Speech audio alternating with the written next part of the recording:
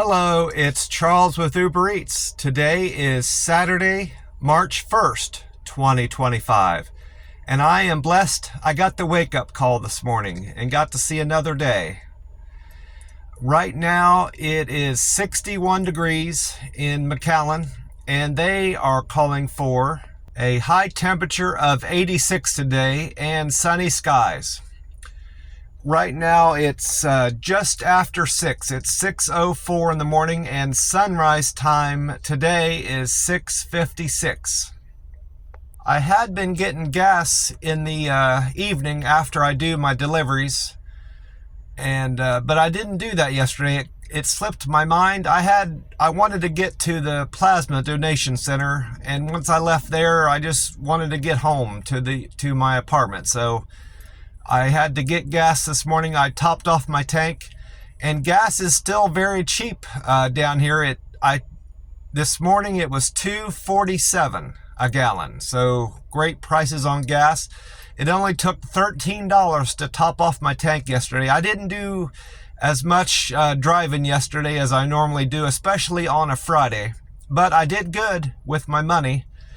I need to make 108 today, and I need to clear $100 tomorrow, and I'll be over $700 for the week, which is my goal. So I'll have no trouble doing that, especially on a Saturday and Sunday.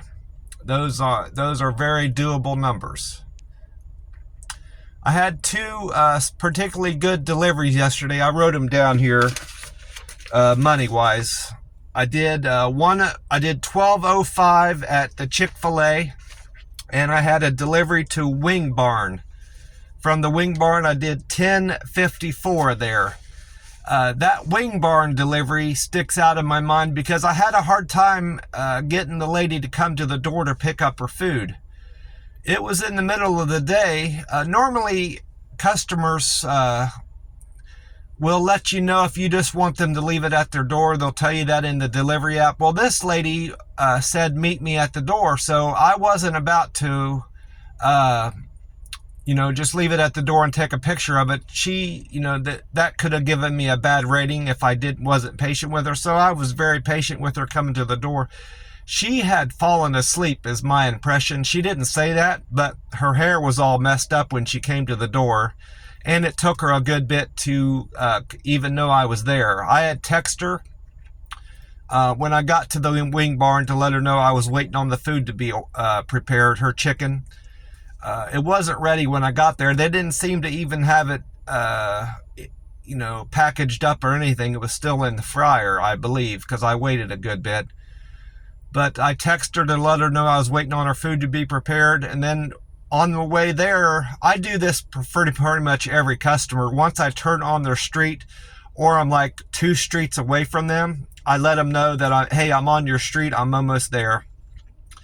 Those are the 2 communications I send out to customers. And if I'm running late because of traffic, I'll just type in traffic in the text. I'll text them I'm in traffic. If I'm not going to meet the time that I'm expected to be there, the app tells you when the customers want you to be there. Usually I'm there about 10 minutes or so, 5 minutes early, according to the app. But I had done all that, and sometimes the customer will communicate back to you, hey, thanks for letting me know or nothing, but she didn't do any of that.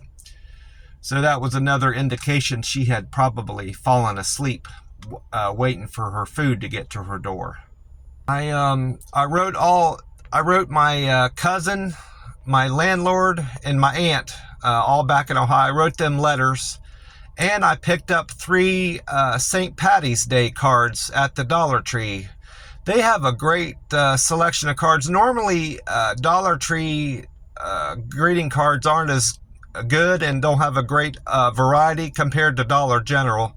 But this particular Dollar Tree I stopped at in town had a great selection of cards, and it was hard for me to pick out a good St. Patty's card. They had so many of them to choose from, but I ended up doing it, and I'm going to mail those out today. They should get them back in Ohio probably middle of the week, Wednesday or Thursday, and I'm sure they'll like receiving those.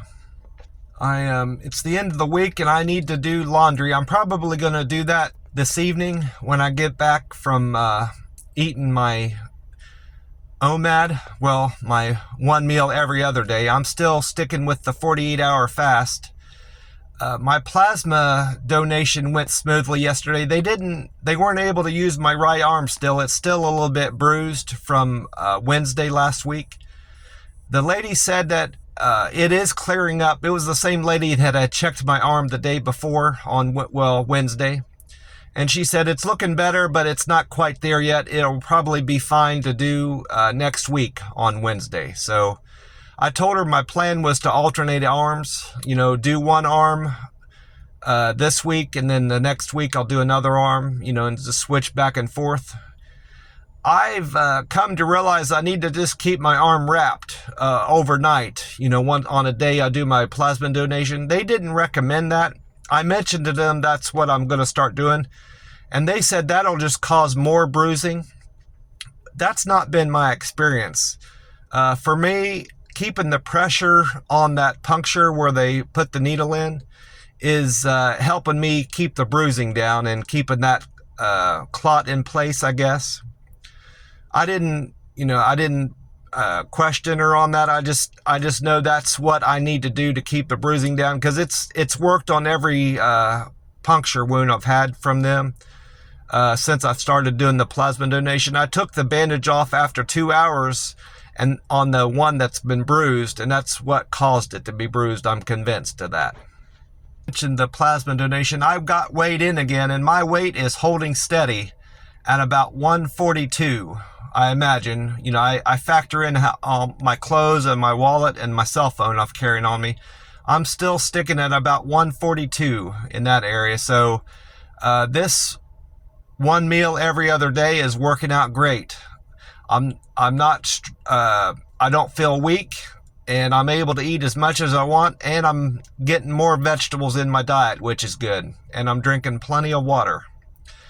Well, I'm going to get off here and get on with my day. The sun will be coming up in about a half an hour, and I'll get started with my deliveries. I want to wish you all a great day, and God bless you, and I will talk to you soon.